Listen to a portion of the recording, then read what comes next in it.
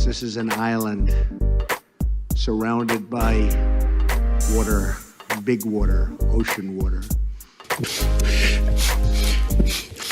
Trust me, I'm like a smart person. I'm very consistent. I'm a very stable genius. I had the best words. Tolerated. I know words. Mike Pounds. I hope they now go and take a look at the oranges of the investigation. But there's no better word than stupid. Anonymous, really anonymous. I'm very highly educated. One of the wettest we've ever seen from the standpoint of water. Had the best words. God bless the United States.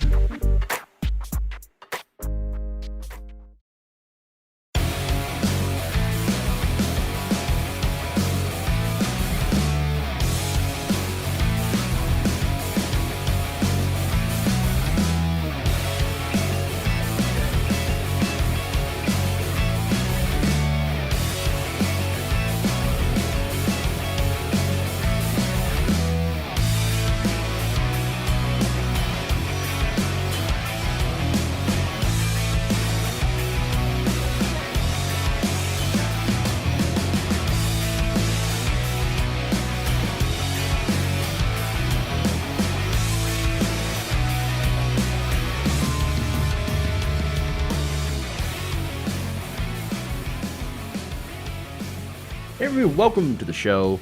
Around the Nation right here, Waldorf Nation. Jeff Waldorf here with you. So it's Monday. We got stories. We're going to talk about some stuff going on here. We have Republicans that don't seem to understand that they lost the election. Fascinating. We're also going to talk about the new COVID vaccine. We've got just the courts just rejecting the hell out of Trump's claims of voter fraud. Then we're, of course, going to switch gears, and we're going to talk about the failures of the Democratic Party in trying to win these seats, these moderate Democrats. So we're going to talk about that as well. So, all right. Let's first thank everybody for being here. Please like and share the stream if you haven't already. Very important that you do. Hello to Twitch. Hello to YouTube. Please share. Very helpful if you do that. And so let's get into the stories. Let's not waste a whole lot of time. So let's do it. Let's jump into the first one. We've got a little copium going on. Just a little bit. All right.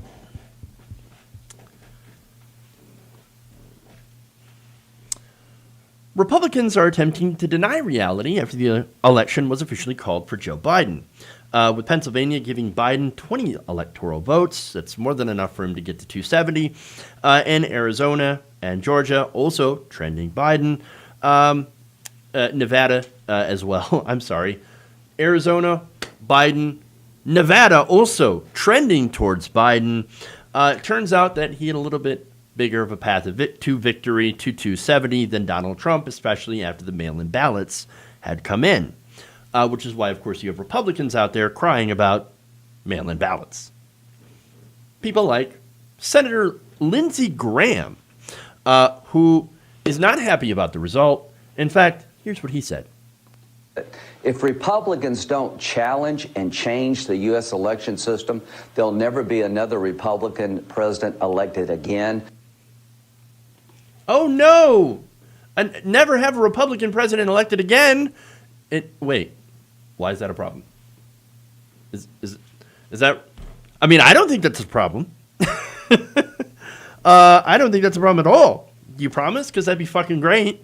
I'd love it.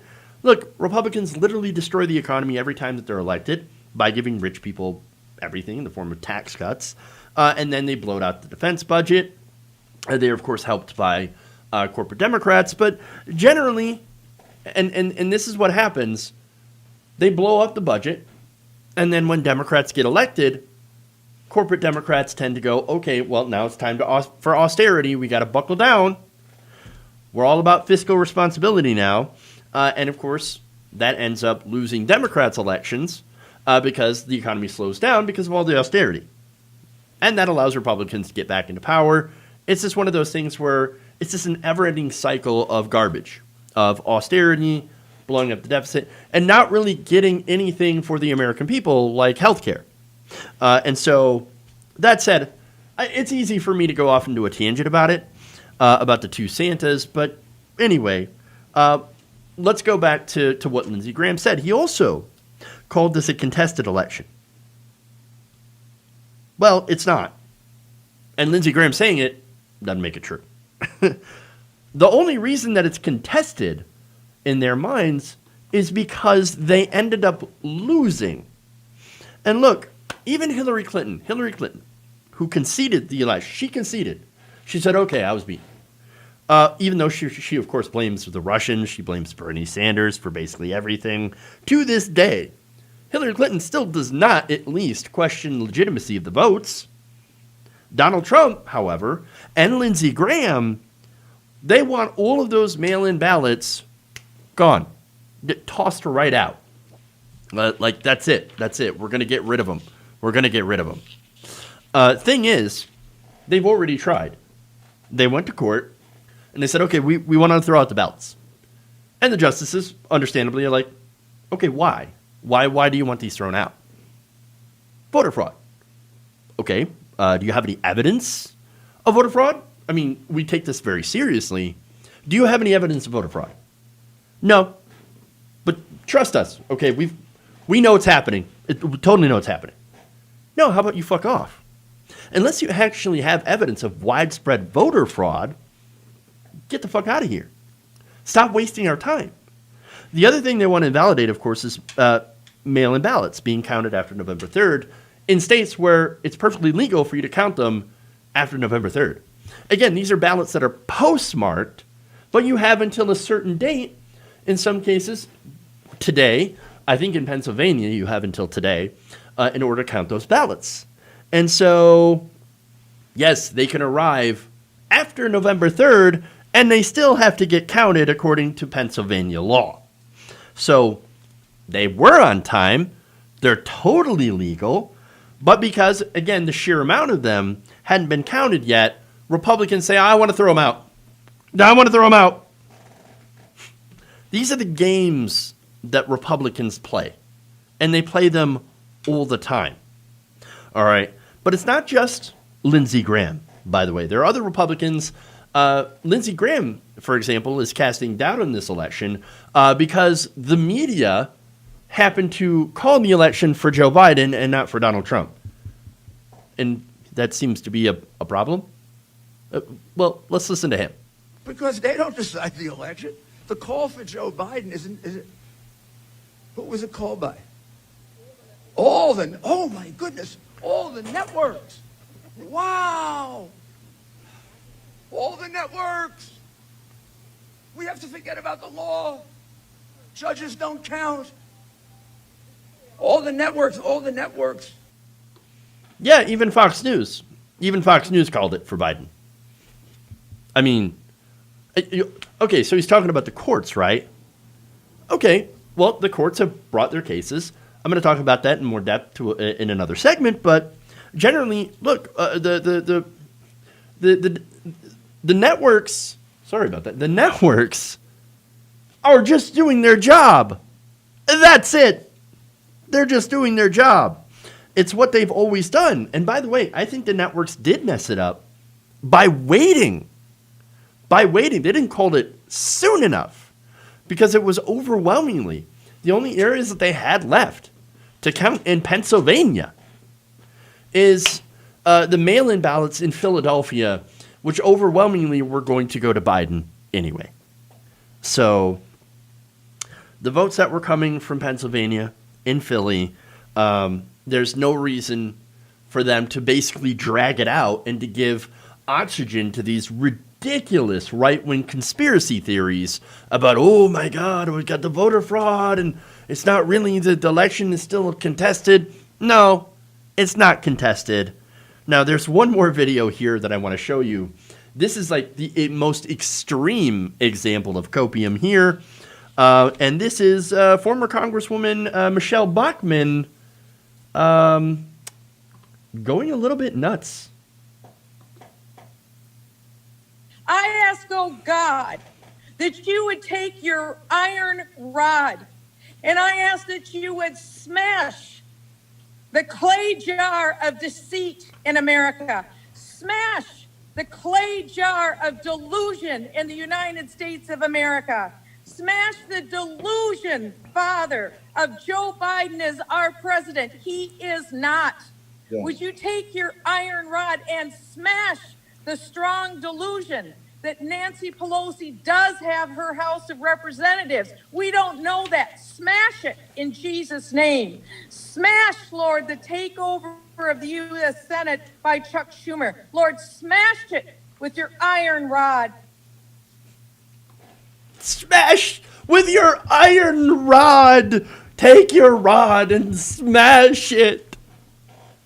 Look, I'm going to say something that is completely inappropriate, but I don't think that she has been smashed by any rod lately, considering how her husband may or may not be straight, which is 100% okay as long as he's honest about it. That said, Michelle, you lost. You're invisible sky man if he exists. Just let Joe Biden win.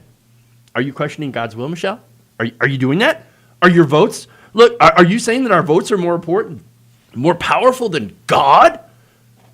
And that he's got to take his iron rod and smash it? No. These people are ridiculous. And there are so many other ridiculous takes. But this is one of the best ones. Just hilarious. But really, it is something to worry about, too, because these people are obviously against democracy. Look, Lindsey Graham, Michelle Bachmann, Rudy Giuliani, of course, Donald Trump. They do not believe in our system of government. That's why they're saying the election does not turn out in our favor, so we're against elections. We're against legitimate votes. We're not in favor of these votes because they didn't turn out for us. Well, I'm sorry, but that's not a good enough argument. That's not an argument at all. Oh, the fact that you didn't win doesn't mean the election is invalid. And so it's ridiculous, right? And look, here's the thing. I actually do believe in our system of government. I believe that it also has some issues. I think there are some problems, and there's some stuff that we obviously need to fix. But, like, seriously, the system does, for the most part, kind of work. And look, Donald Trump, he lost. He's going to do some recounts. I don't have any problem with that. Okay, you want to recount the ballots? Perfectly fine. You might end up finding that, Joe Biden, and this is the funny thing about recounts. Okay, then you're just going to prove that Joe Biden won again and get embarrassed all over again. Okay, all right, that's fine. But because, look, there's no evidence of widespread voter fraud. If you are giving credence to these ridiculous conspiracies, well, especially if you're on the left, by the way, and I've seen this. If you're on the left and you're saying, oh, voter fraud, dude, you're amplifying right-wing voices, and I question if you're on the left. I'm just saying. It's not a good enough reason to throw out legitimate votes in places like Arizona, Michigan, and Pennsylvania. Biden won. I mean, again, we have to certify the results. Of course we do. We may have to make sure the votes are certified. But once that's happened, look, there are very few circumstances for Joe Biden to not get the presidency. It's pretty much a lock, as evidenced of all these courts throwing out their ridiculous claims. So, but hey, go ahead, Trump, and the rest of your friends, keep crying. We drink your tears. All right. Such ridiculousness. All right. I will actually go to the courts.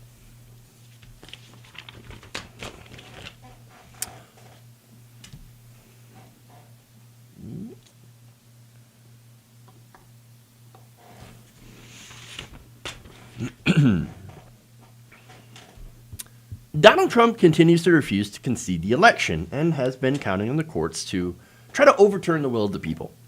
This according to an article in the Washington Post.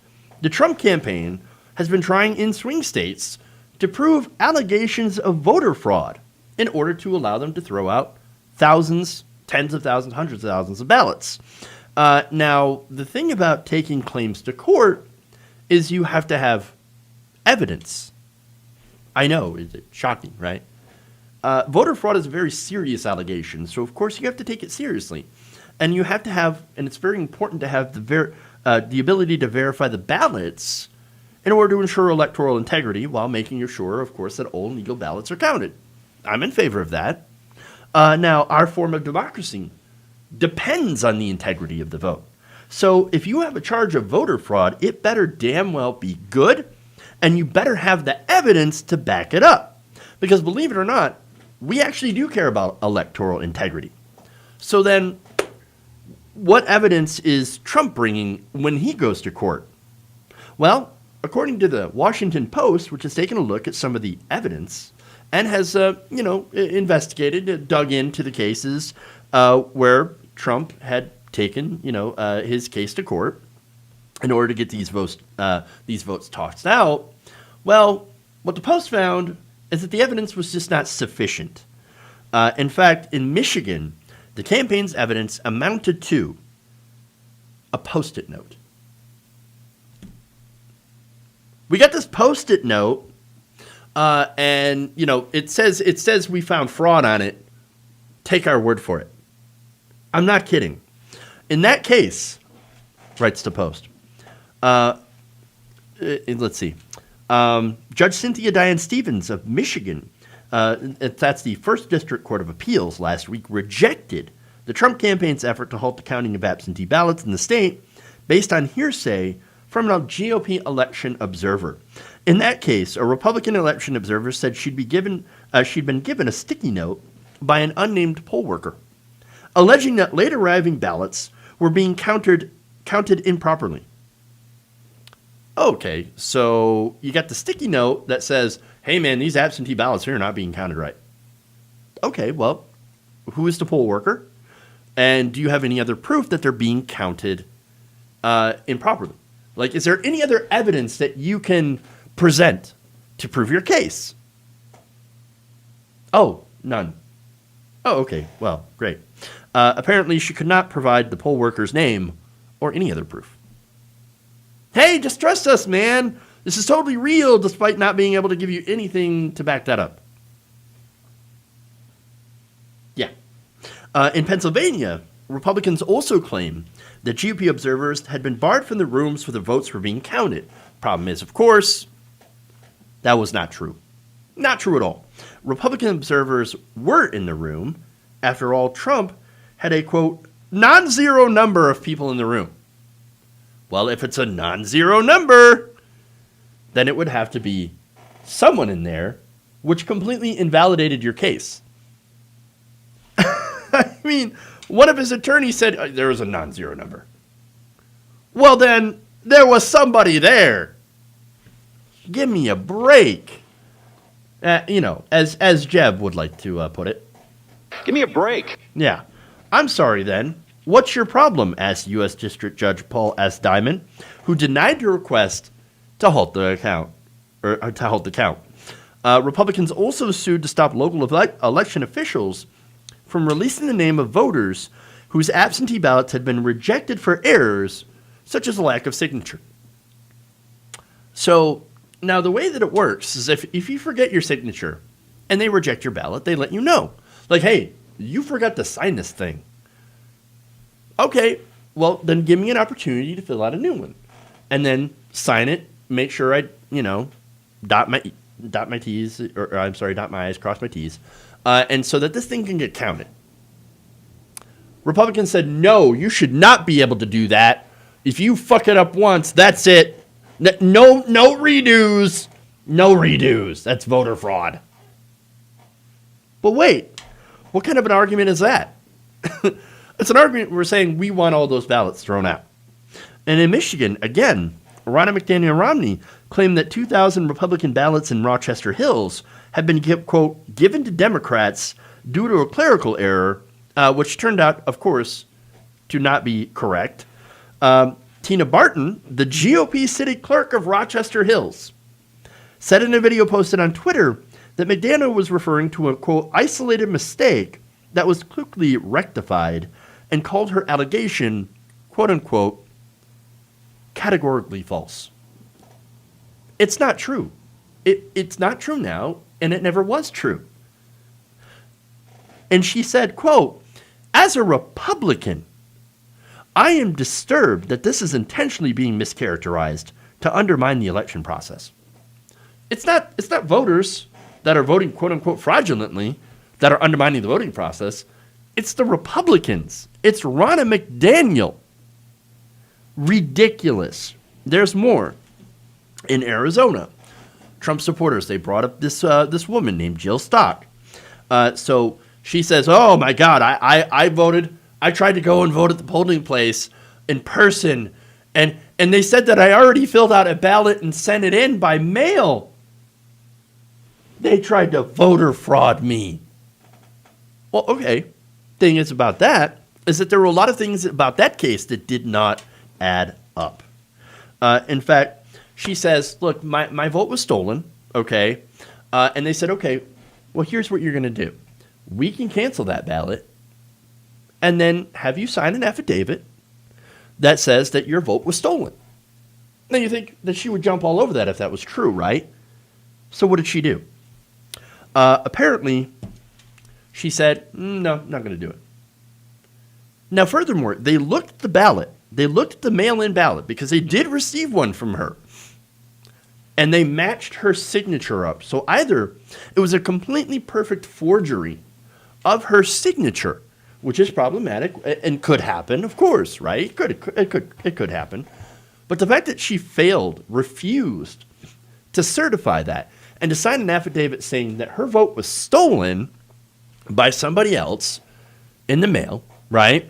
So she had a mail-in ballot that never went to her. She never filled it out. It wasn't her. It was some nefarious person, probably under the employ of George Soros, that signed her ballot, likely for Joe Biden, of course, because she's a good Trump supporter. And then she went in to do this thing in person because that's what real patriots do, and finds out, oh my God, somebody stole my vote. Well, wouldn't you sign that? I mean, that's your story. Aren't you sticking to it? Or maybe it's a lie and she wanted to cover her ass. Yeah. I'll leave that up to you to figure out, okay? But look, if your ballot was stolen, why wouldn't you sign that? And understand, it's cases like this. That is why they keep getting their asses thrown out of court. Because they're bringing nonsense. There's just no evidence to back up this massive voter fraud conspiracy. Having people say it on Fox News or writing it in Sharpie on a little Post-it note is not evidence. That's not evidence. That is not good enough. That is not what works in reality. And that said, it's not as if the Trumps had all their cases thrown out. They actually brought a ton of cases, and they're just throwing things to the wall to see what sticks. In fact, here's the cases where they actually won. In Pennsylvania, Trump's campaign won an order to move observers closer to the counting machines in Philadelphia. I don't have a problem with that. Okay, you want to be closer to the machine? All right. You want to observe it? Fine. 100%. Okay, do it. Justice Samuel Alito also issued an order that election officials must separate ballots that arrived after Election Day, but before Friday, according to Pennsylvania law. That is a step that counties had already taken. So congratulations. They were already doing what you wanted to do, but now you got an official order from the Supreme Court. Yay! Awesome. Great. And under an earlier ruling by the state Supreme Court, election officials may tally those ballots, which are a small fraction of the overall vote, but state officials have ordered them to be kept segregated in case of further legal challenges. Desperation. That's what it sounds like. Desperation. It's a stinky cologne, is what it is. And here's the thing, right? Donald Trump just cannot understand, he cannot fathom that people no longer want him as president. And look, here's the thing. We had record turnout for this election. Joe Biden's got the most votes in history. But not only that, but Donald Trump actually got more votes than he did back in 2016. And so both candidates, again, Donald Trump did better than last time. Isn't that something that he could go, hey, man, look, I may not have won, but look at the record turnout in our election. We got great ratings. Congratulations to Joe Biden. He got better ratings this time.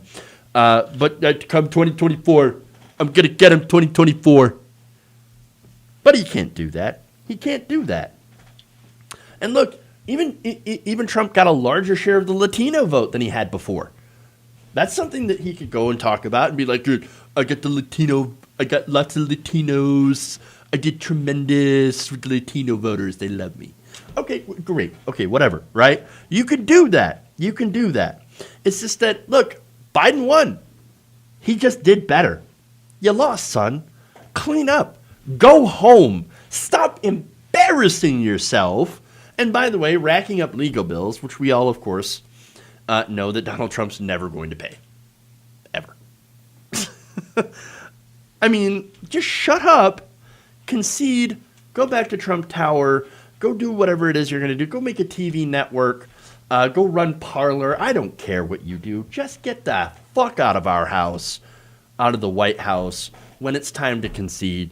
You got 70 days, son. 70 days. And then your ass needs to be out.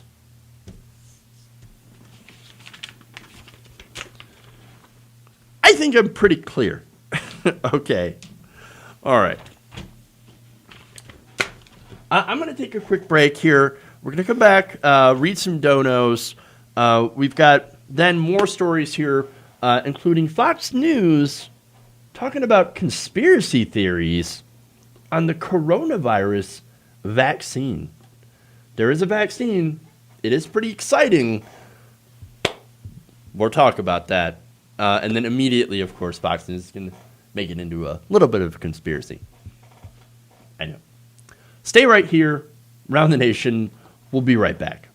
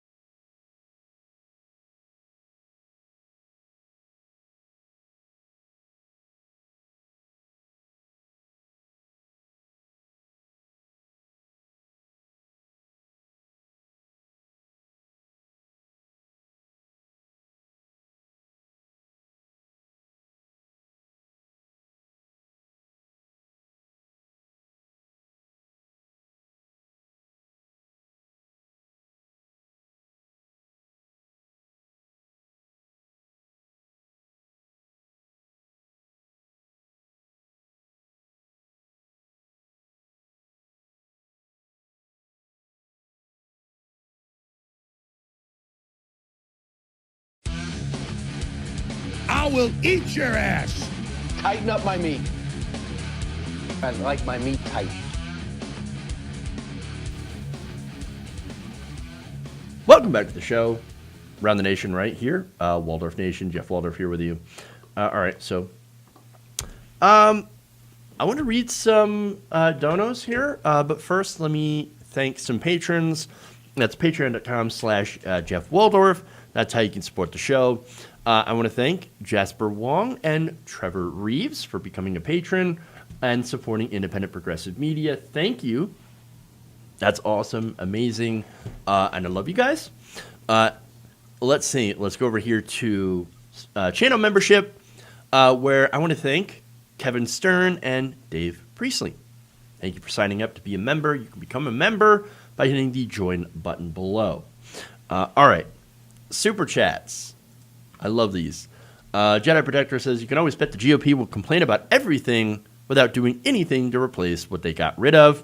You are absolutely correct on that. Metho Nelson says, some of these ladies are clearly suffering from hysteria, if you know what I mean. Oh, yes, indeed. All right, I'm just adjusting the volume here. I might be a little too much. Metho Nelson, sorry, thank you for that. Kathy Harvey says, now you need a new shirt in your store. You know what? Working on that. I'm working on that. I'm actually trying to get some stuff together for a T-shirt for you all and a new mug design. So we're going to do that. That's, again, in the works. I'll let you know when it's out. So I'm excited. I'm excited.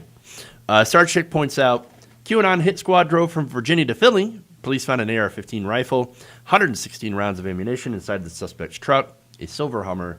That Hummer, by the way, it was surrounded and covered in QAnon stickers. Really, really pretty disturbing here. And Zarp, thank you with the incredibly kind $5, saying, I absolutely love your commentary. Trump needs to be out.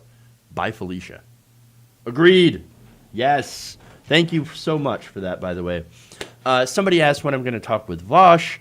I'm not sure. It really depends on Vosh's schedule.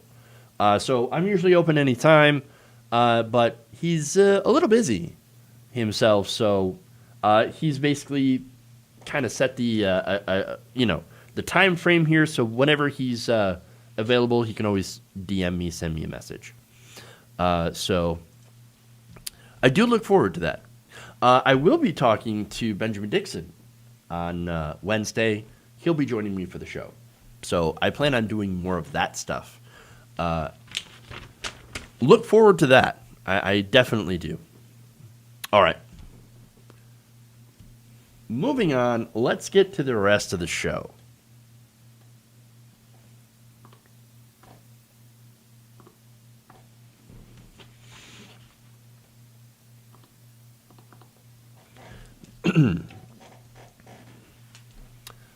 So we had some good news earlier today when it comes to the coronavirus.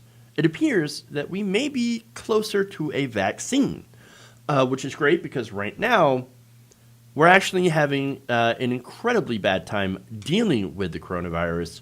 Over 122,000 people have been dying a day. We've hit over 10 million cases as we've been, of course, distracted by the elections. And so it's important to note that coronavirus is not gone. It hasn't gone away. But a vaccine, well, let's just say that it would be very, very helpful.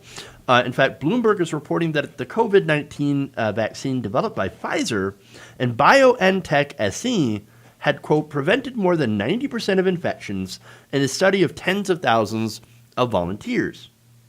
Well, that's awesome. Bloomberg News reporters Robert Landgraf, Naomi Kretsch, and Riley Griffin explain that the preliminary results paved the way for the companies to seek an emergency use authorization from the FDA. If further research shows that the shot is also safe. The findings of the study, they know, are based on an interim analysis conducted after 94 participants contracted COVID-19 out of a subset of tens of thousands. So, meaning, basically, if this continues to hold, 9 out of 10 people who take the vaccine will not get COVID. Well, that's awesome. That would basically create herd immunity, and then we could go back to living our lives. Awesome. So now, if this continues to pan out, then that's excellent news. And it is very possible that, again, if this continues to hold, by next year, there could be enough vaccine for everybody. And there is assurances right now that it would be free for everybody. So that would be the end of the pandemic. Super. That said, the brain trust over at Fox and Friends decided that they would create a new conspiracy around what should actually make a lot of Americans feel hope again, that the end of the pandemic is near. In fact, let's take a look at that. Are you finding the timing curious? We had an election a week ago. I am finding the timing curious. It's frustrating. It's so interesting. I was watching, toggling around TV yesterday, watching a couple games or whatever, and I saw a commercial for 60 Minutes, and they said, we're going to go into the military's Operation Warp Speed. The militaries, they're actually operating it, in fact, at the behest of President Trump. And then there's an article this morning before this came out that they're shifting sort of Operation Warp Speed to Biden now. The Washington Post, Biden advisors met with the Warp Speed drug makers before the election. But what I thought was intriguing is on the Biden website, it says Operation Warp Speed lacks a strategy to see its mission through and gain the trust of Americans. Well, I wonder what they're going to say today. Are they going to tell people not to take this vaccine that Pfizer is saying is 90% effective? Or are they going to say, wait? I mean, this is absolutely remarkable stuff. Credit where credit is due. President Trump, he really did push hard on this. Who knows, if it came a week earlier, it might have changed the outcome. But it is great news for all Americans. All right. Man, you see the timing. Look at the timing. Oh, man. Did they release this in order to, sabotage Donald Trump? Why couldn't they have released it a week earlier? Oh, man, it would have changed the election, maybe. Look, they don't have to come out and say it, but it's kind of the implication that, Big Pharma working against Donald Trump because Donald Trump wanted to lower prescription drug prices. But wait, so do the Democrats. So they say.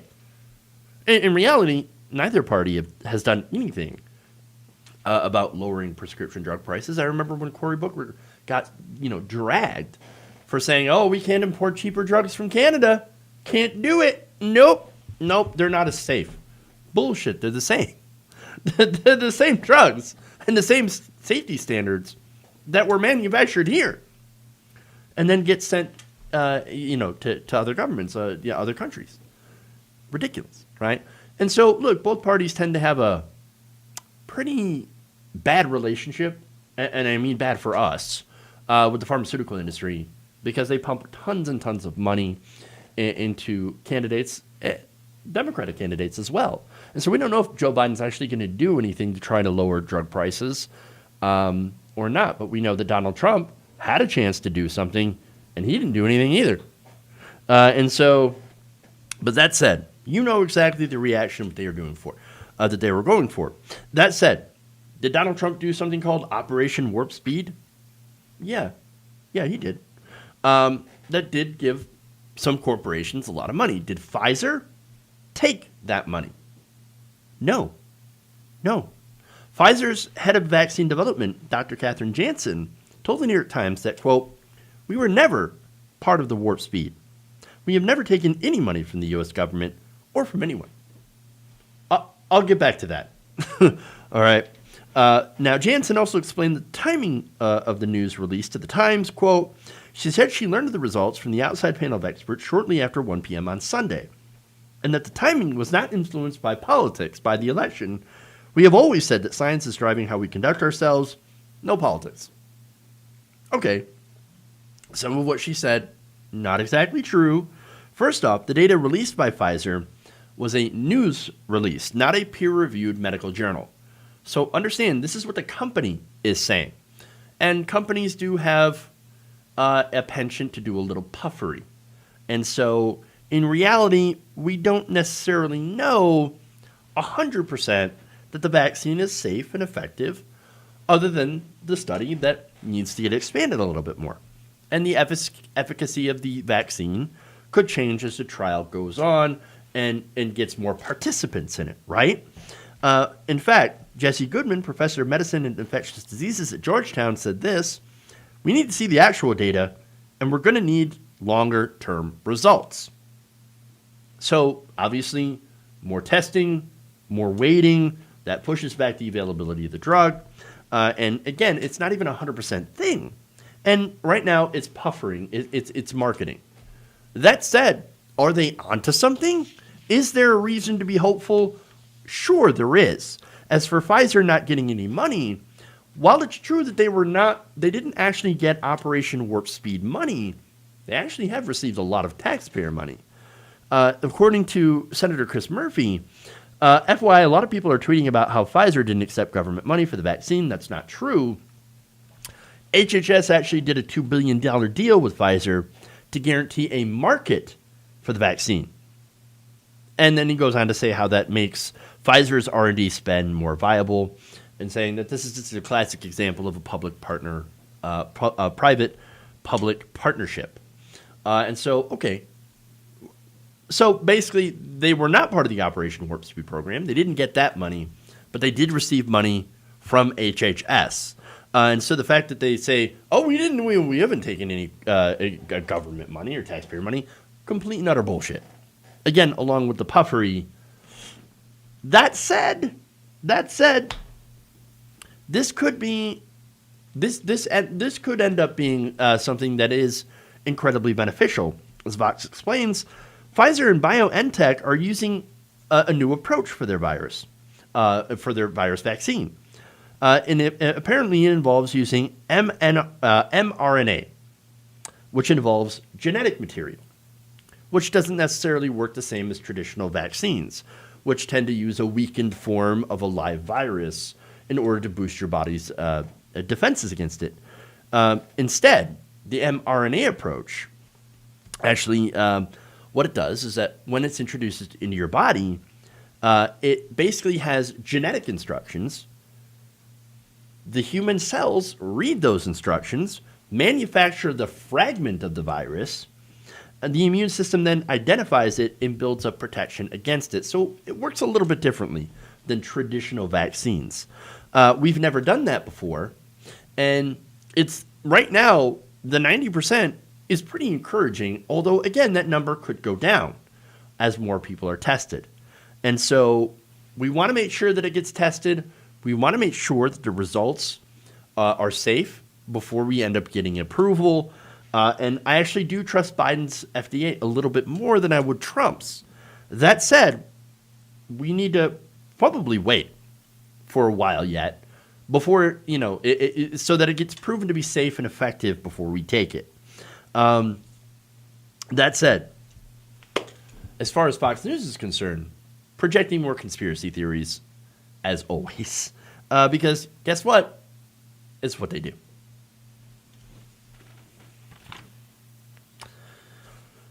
All right. Moving on here. Let's go to the next story.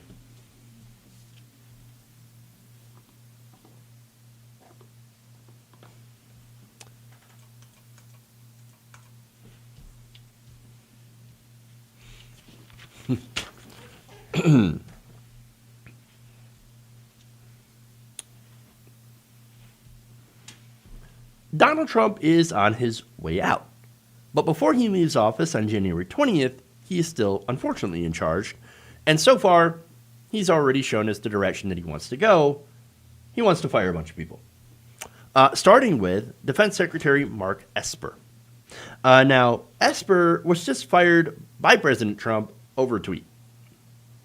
He announced the decision in an abrupt post saying that Mr. Esper has been, quote-unquote, terminated. In fact, here's his tweets.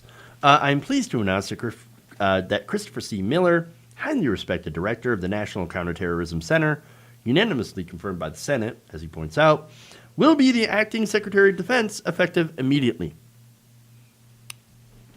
Chris will do a great job Mark Esper has been terminated. I would like to thank him for his service. Oh, okay. I would like to thank him by firing him over Twitter. Is what he really means. Come on. All right.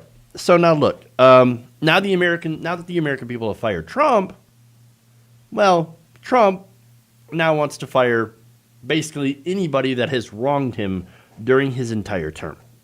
There's nothing holding him back from doing that anymore. Again, he's going to be gone in like 70 days. That's it. But it is an interesting move, kind of telling who he goes after first. Because remember, Mark Esper was the guy who disagreed with Trump on using active military troops against protesters. Esper was like, no, I'm not going to do that. Trump's like, you got to clear him out. You got to clear him out very, very strongly. No, not going to do that. The president had threatened to use the Insurrection Act and was furious that Esper refused to do that. Now, Esper's spokesperson says, well, Donald Trump did not want to use the Insurrection Act. That's hyperbole. No, of course not. He would have used it already. We failed to see the disconnect. But it was there. He actually did. And the White House pushed back by, basically saying, no, Mark Esper is disloyal to the White House. And, of course, that caused some consternation between the two. And for a while, Esper went on the down low just to make sure that he didn't get himself into trouble. That said, Mr. Trump has continued to refer to Mr. Esper as, quote, Mr. Yesper. But wait, who's he saying yes to? Who's he saying yes to? Not Donald Trump, apparently. But no, not interested in that. We're not going to do that. But look, again, this happened in June, where he spoke out against the use of active duty American troops to quell civil unrest that made Trump very, very angry. And so those comments came after he had accompanied Mr. Trump on his walk across Lafayette Square outside the White House, where protesters had just been tear gassed, prompting condemnation from former military and civilian Defense Department officials. By midsummer, Mr. Esper was walking a fine line to push Trump back on other contentious positions involving the military that Trump had taken. For example, banning the Confederate flag. That's another thing that they disagreed with. The Pentagon said, let's ban the Confederate flag, without actually specifically saying that we banned it. But we're just going to, say that the guidance in the flags that we can be displayed on military installations can't involve the Confederate one. It does not fit into the approved category of types of flags that we can use. And so that pissed off Donald Trump, whose base, of course, is white supremacists, racists. Other ways that Esper pissed off Trump was by wearing a mask and socially distancing. I know, right? During the coronavirus, where there's outbreaks everywhere, where even Dr. Ben Carson now is the latest person to have coronavirus. How dare he go and wear a mask? Oh, my God. Disloyalty. Get him out of here. And not only that, but at a Pentagon virtual town hall meeting, Esper responded to a sailor on the aircraft carrier Gerald R. Ford, who complained that social distancing was hurting morale. Quote, it is tedious, I understand that, but I think it's showing, in terms of the Navy's results, in terms of infection rates, that they're doing a very good job. So, of course. That's it. I mean, he's done a lot of things, sensible things, that have pissed off Donald Trump. They're too far. Too much. Got to get rid of Esper. Replace him. Well, look, Donald Trump got his ass fired. So, for not doing the things that he should be doing on coronavirus. And so, look, do I worry about the potential for Donald Trump to leave a path of destruction on his way out as he gets pushed out the door? Yeah, a little bit. That said, I don't think that anybody in the White House is not going to take him seriously because he is on the way out. And that's a good thing, but how much will that limit his path of destruction? I don't know. I could see going forward, a lot of, let's say, pardons for his friends, his family, trying to fill his pockets as much as he can before he goes. And that's really it. Other than that, I am pretty glad that he's not going to really be able to do anything, even with the guy that he's going to put in there that's replacing Esper. I don't really see him doing a whole lot either, because at this point, he's a loser president, he's a lame duck, and that's it. Sad.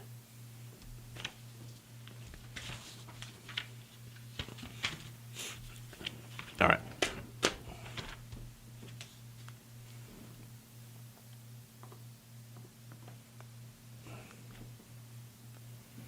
One more story for y'all.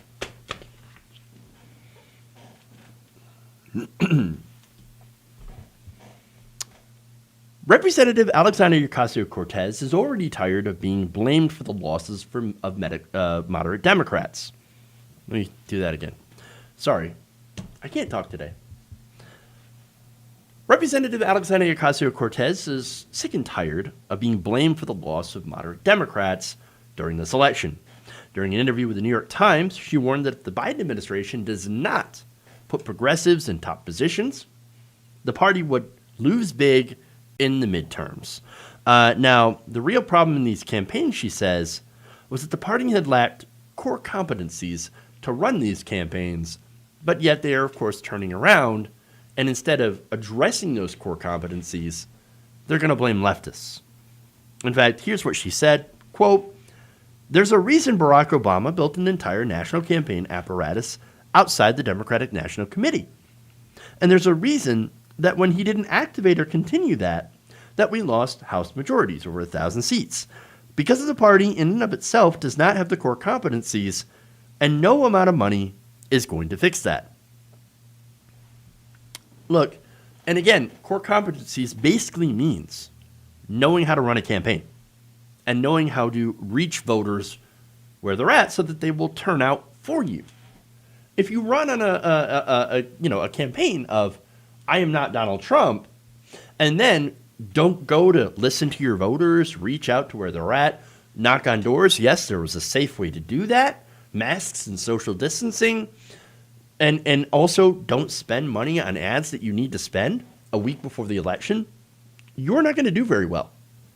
I know their whole, a lot of their entire campaign, some of these establishment, corporate Democrats, was "I'm not Donald Trump," and they hoped that they would ride the coattails on Joe Biden.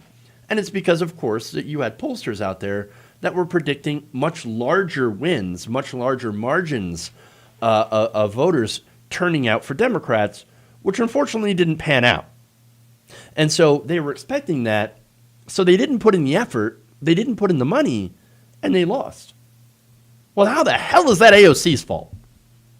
It's not. But for them, it's much, much easier to punch left and to blame, quote-unquote, socialism and defund the police or Black Lives Matter. Look, it turns out, though, we know the real problem. You can't just drop millions of dollars on teams that don't have any idea what they're doing. And they don't understand their district. They're not tapped into the district's needs. It just doesn't work. And look, last week, I did a story on a Maine Democrat. This Maine Democrat is in a Republican district, and she's running on the Green New Deal. And she was running on increased investment in, public transportation. And she keeps winning. She keeps winning in that same district, by the way, where Suzanne Collins beat Sarah Gideon. And so she's far more progressive than Sarah Gideon was. Well, what's the difference? She actually went and talked to people. She traveled around and she talked about this stuff to people. And she said, look, I'm not going to go and explain and talk about myself the whole time. I want to listen to what you need, what you want. I'm going to listen to your concerns. I'm just going to listen. And that's the difference. Because when you actually have a politician that gives a shit about you, you're more likely to be, somebody who turns out for them. If they show up for you, you will show up for them. That's how this works. And these corporate Democrats don't understand that. Abigail Spanberger does not understand that. Instead, she wanted to blame AOC. She wanted to blame the left. Now, AOC, for her victory, again, you guys remember her pair of shoes, where she ran around. She was knocking on doors until her shoes wore out. And then some. She connected with her district. Whereas the person that she had ran against, Crowley, barely ever went to the district, barely ever talked to anybody, had inherited that district from his family members. They had this long group of people, this long dynasty that just kept getting this, thing. And of course, nobody in the district really knew this guy at all.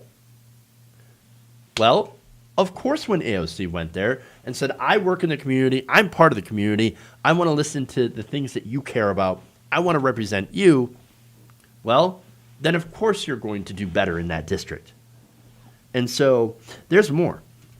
By the way, she said the failure of the party to operate an online strategy, quote, in a real way that exhibits competence, made it hypocritical for the party to advance criticism of progressive messaging. And she uses this example. Quote, if I lost my election and I went out and said, this is all the moderates' fault, this is because you didn't let us have a floor vote on Medicare for all, and they've opened the hood on my campaign and they found that I only spent $5,000 on TV ads the week before the election, they would laugh. Yeah, they would not only laugh, but they would say, no, look, see, the left can't win. The left can never win because they're too far left. We need to go further right. We need to go further right. And she said that that's what they look like right now, trying to blame the movement for black lives for their loss. She added that the real grassroots activism that produced larger turnout in Detroit, Philly, and Georgia was crucial to Biden's win. Yes, that is activism. And she says that if the Democratic Party fails to recognize that and incorporate the grassroots into the party, that the party will disintegrate at the ballot box. And we have a lot of evidence of that. She said, it's really hard for us to turn out non-voters when they feel like nothing changes for them, when they feel like people don't see them or even acknowledge their turnout.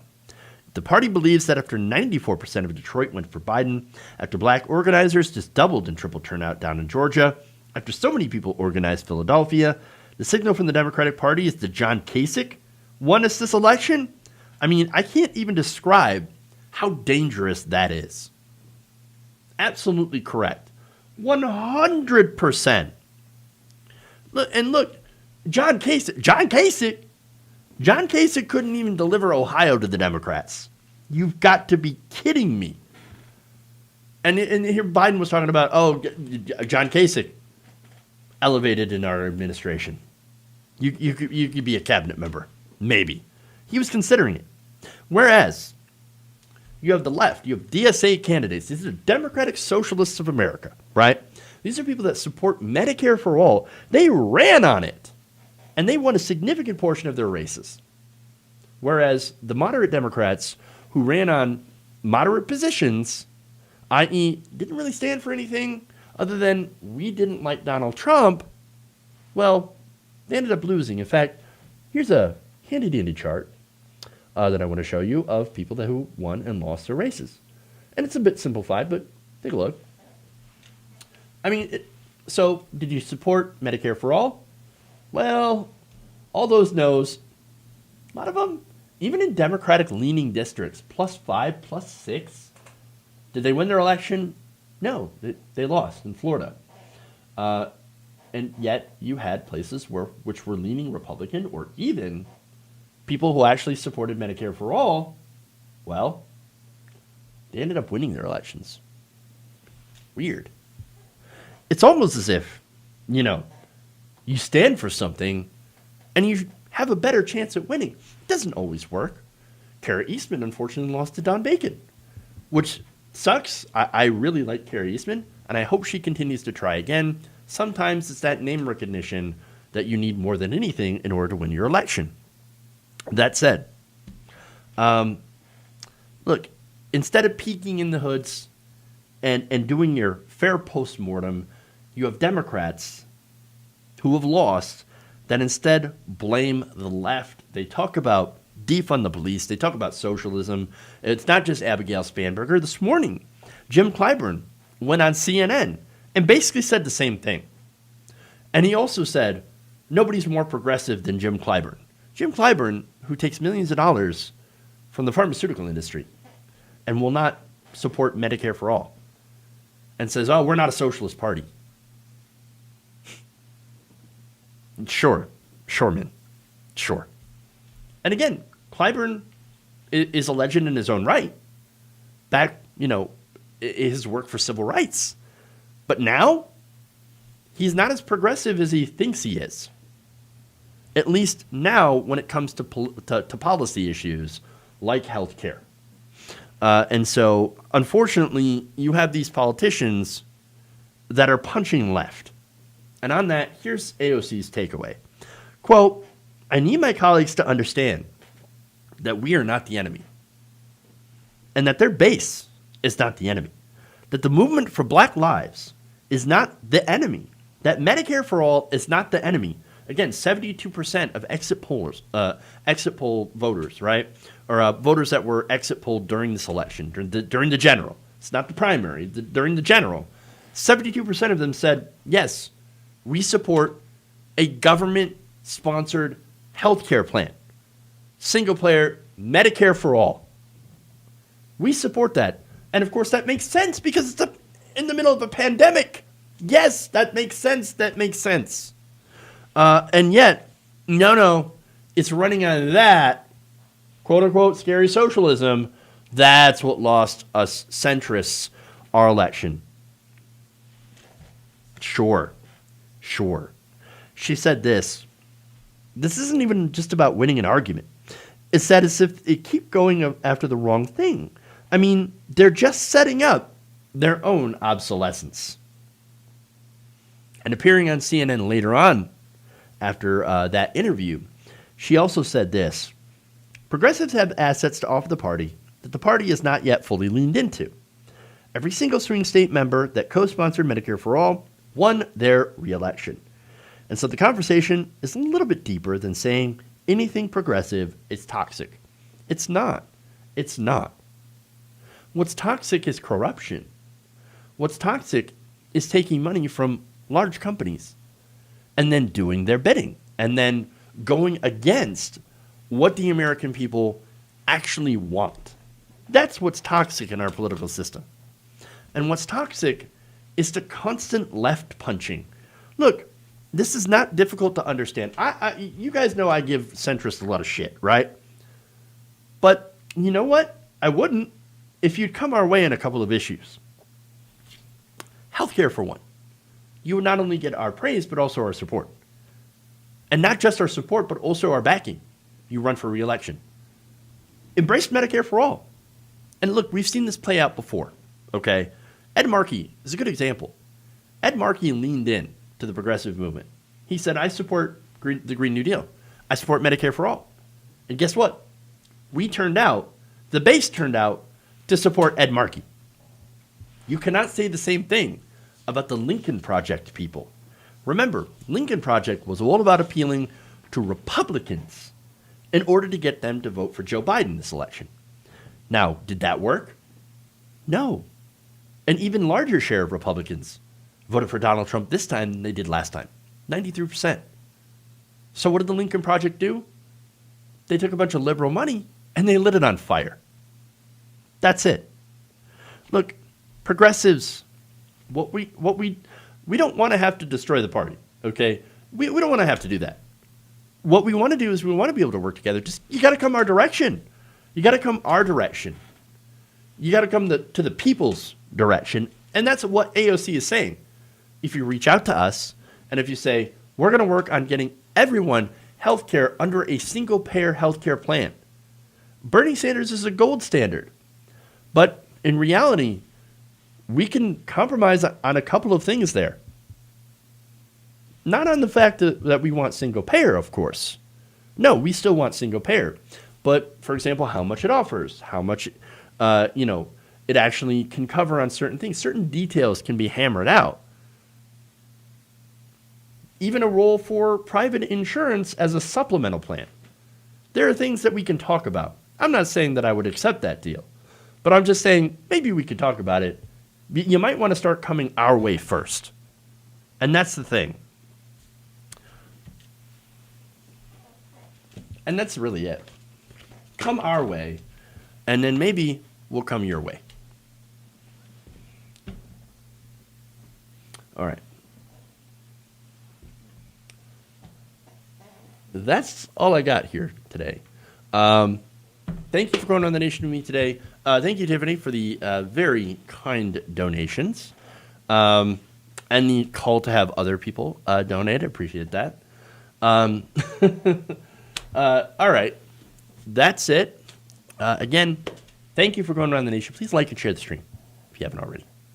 I do appreciate that when you do that. Again, appreciate the donations, likes, shares, all that wonderful stuff. Thank you to those on Twitch. Let's see. Jeff ran out of show. I did run out of show. Lincoln Project was a scam. Agreed, 100%.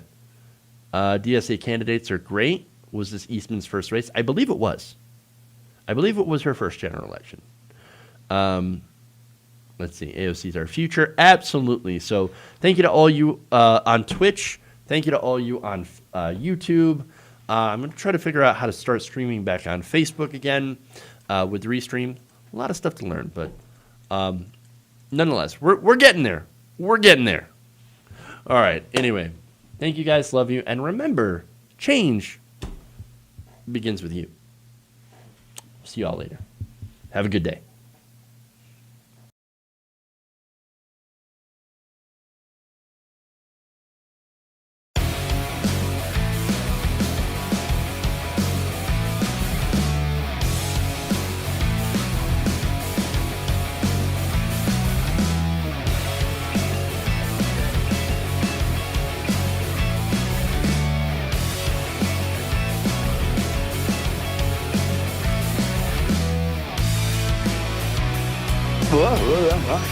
Silence.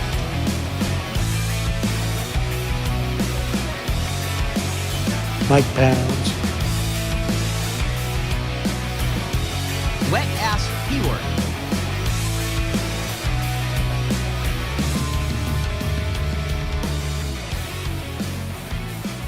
Please clap. They're kicking me out the door. They're kicking me out the door.